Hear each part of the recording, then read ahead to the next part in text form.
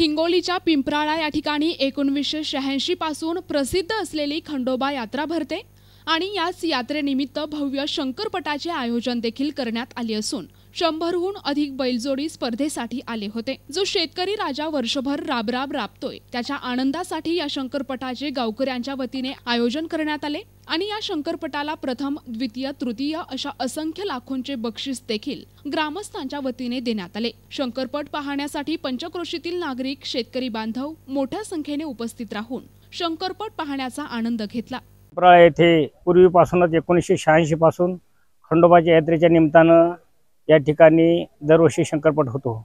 मध्ये काही दिवस थोडासा शासनाच्या नियमाप्रमाणे बंद झाला होता, पण गेल्या वर्षीपासून पुन्हा परत सुरू झालेला आहे। मागेच आता 1-2 दिवसाखाली जत्रेचा म्हणजे पौर्णिमेला खंडोबाची यात्रा झाली आणि त्या यात्रेमध्ये सप्ताह झाला आणि त्याच्या निमित्तानं हा पट आहे शंकरपट। या शंकरपटामध्ये जवळजवळ 1 लाख रुपयाची जंगी लूट आहे। पहिलं बक्षीस 21,000चं आहे, 16 बक्षीस आहेत। या ठिकाणी आतापर्यंत 50-60 जोड्या सुटलेल्या आहेत, अजून काही जोड्या सुटण्याचा अंदाज आहे। प्रतिनिधी नंदू परदेशी, NTV न्यूज मराठी, वसमत, हिंगोली।